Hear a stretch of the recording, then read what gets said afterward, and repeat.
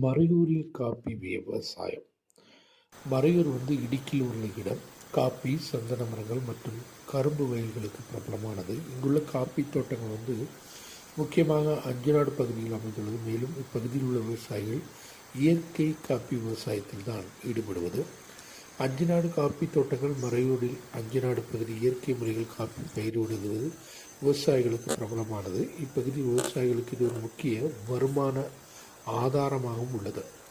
மறையூரில் சந்தன காடுகளுக்கு பின்னால் மறையூரில் கரும்பு மற்றும் சர்க்கரை விவசாயம், இதற்கு பின்னால் காப்பி, பாக்கு விவசாயம் உள்ளன. மேலும் பல்வேறு பிற விவசாயங்களும் இங்கு செய்து வருகின்றன. மறையூர் காப்பிக்கு பெயர் பெற்றது. இது அரபிக் காப்பி என்று அழைக்கப்படுகிறது. ஃபில்டர் காப்பி வகையை சேர்ந்தது. இது இயற்கையான முறையில் உற்பத்தி செய்வதால் அதிக கிராக்கி இந்த காப்பிக்கு உள்ளது. இது ஒவ்வொரு சீசனிலும் அதனுடைய தனித்துவத்தை விளக்குகிறது. பெரும்பாலும் பல்வேறு பகுதிகளிலிருந்து இந்த காப்பியை பெற்று செல்வதற்கு இங்கு வருகின்றன. இங்கிருந்து பல்வேறு இடங்களுக்கு ஏற்றுமதியும் செய்யப்படுகிறது. குறிப்பாக வெளிநாடுகளுக்கு வரை இந்த காப்பி விவசாயம் காப்பிகள் ஏற்றுமதி செய்யப்படுகின்றன. இந்த காப்பி பழங்கள் நீங்கள் இந்த செடிகளில் பார்க்கும் பொழுது அது ஒரு கண்கொள்ளா காட்சியாகவே இருக்கும்.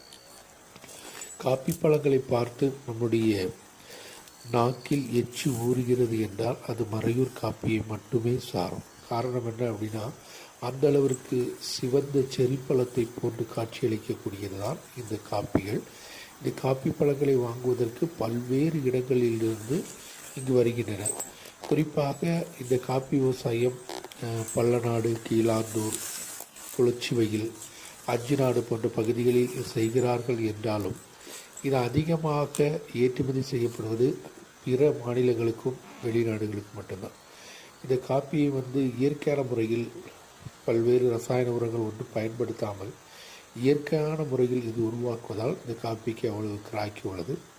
இந்த பல்லநாடு மற்றும் அந்த பகுதியில் பாக்கு விவசாயத்தின் இடைவிளையாக காப்பி விவசாயம், குறுமிளகு விவசாயம் செய்கின்றனர். நீங்கள் இந்த இடங்களுக்கு வரும்போது இந்த விவசாய இடங்களை பார்க்கும் பொழுதே ஒரே இடத்தில் பல்வேறு விவசாயங்கள் குவிந்து கிடப்பது கண்கொள்ளா காட்சி மட்டுமல்ல, ஒரு விவசாயத்தின் புதிய யுக்தி அப்படின்னு சொல்லலாம்.